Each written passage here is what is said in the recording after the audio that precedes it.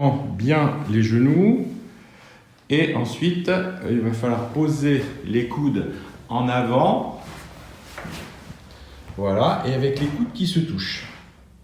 Très bien. À partir de cette position, on va passer en mettant le poids vers l'avant, donc on appuie bien sur les coudes, voilà, et ensuite on revient et on vient bien explorer la flexion sur les coxo-fémorales, donc les hanches. On va faire une dizaine de fois ce mouvement, sans aller trop vite, en explorant bien, en gardant bien les coudes serrés et en sentant bien si une hanche est plus tendue qu'une autre, si un adducteur est un peu plus tendu que l'autre, s'il y a des tensions au niveau du dos, des asymétries au niveau du dos.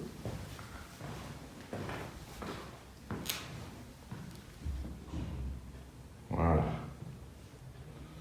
Très bien. Et maintenant, on va...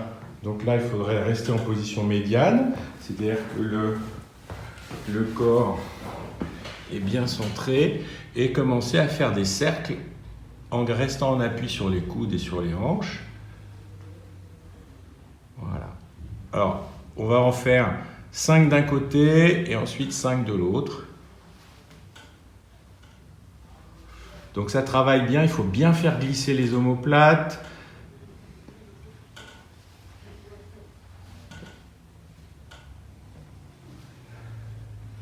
La respiration se fait librement, sans bloquer la respiration surtout. Ok. Alors remets-toi bien dans l'axe et on va faire 5 de l'autre côté. Donc en descendant bien, voilà. Avec une bonne respiration, ça travaille bien les hanches, les omoplates, ça ondule au niveau du dos. Et ça, c'est vraiment un exercice exceptionnel pour libérer la jonction entre la ceinture scapulaire et pelvienne. Et ensuite, on termine en effet en faisant quelques mouvements avant-arrière. Et là, on va rester un peu plus en avant. Donc, tu vas te pencher en avant et reste complètement appuyé sur tes coudes. Ce qui fait que là, quand vous respirez très fort, vous sentez que le diaphragme travaille et vos côtes sont obligées de se mobiliser autrement. Et ensuite, même chose en arrière, bien en arrière, le plus en flexion possible. Et même chose, respiration maximum. Et ça oblige aussi les côtes à être mobilisées autrement et le diaphragme aussi. Allez, encore en avant, complètement écrasé sur les coudes.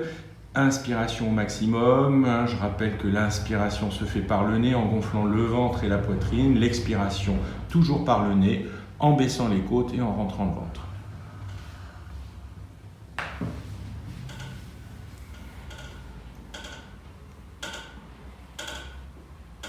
Voilà.